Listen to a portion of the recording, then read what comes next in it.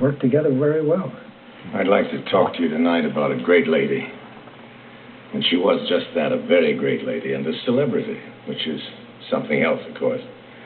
A toast of society. On top of that, she was a suffragette, a sort of great-grandmother of woman's lib, and one of the finest singers in this country. Her name was Miss Julia Ward Howe.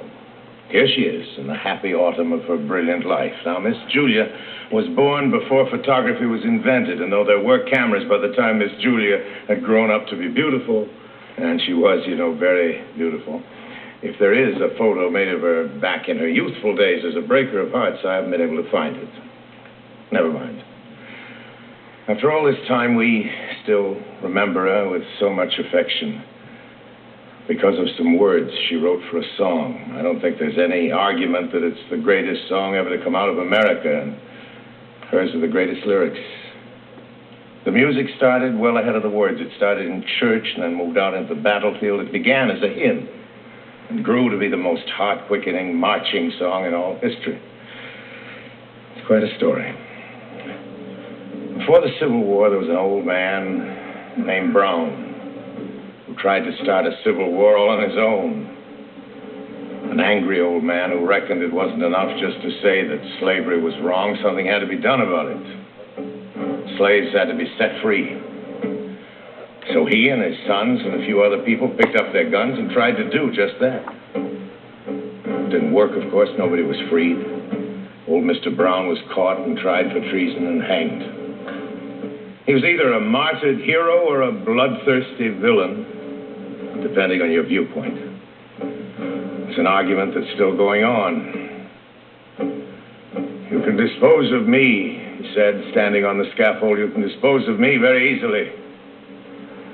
This other matter has not been disposed of. This Negro question, I mean. The end of that is not yet.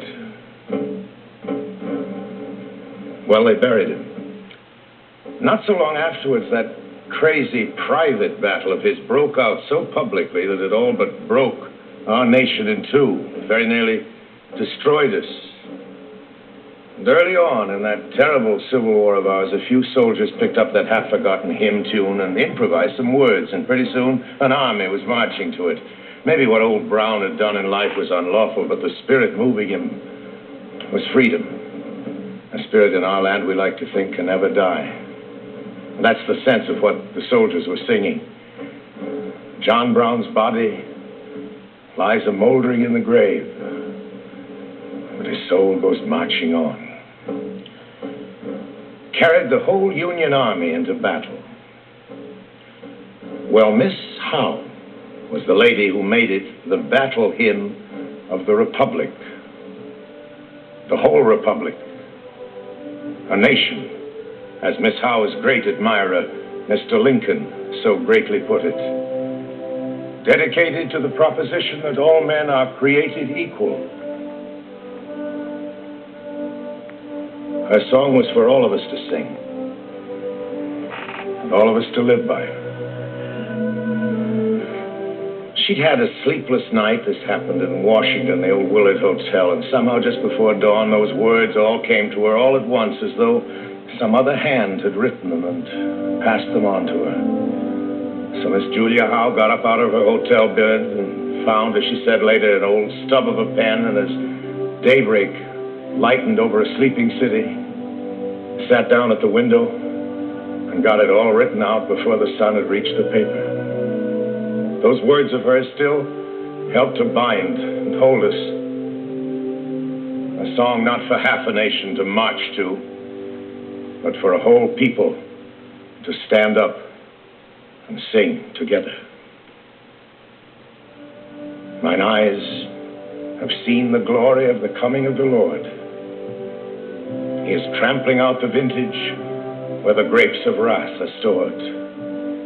He hath loosed the fateful lightning of his terrible swift sword.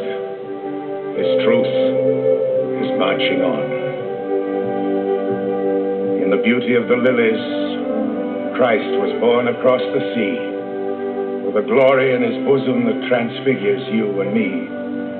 As he died to make men holy, Let us die to make men free, while God is marching on.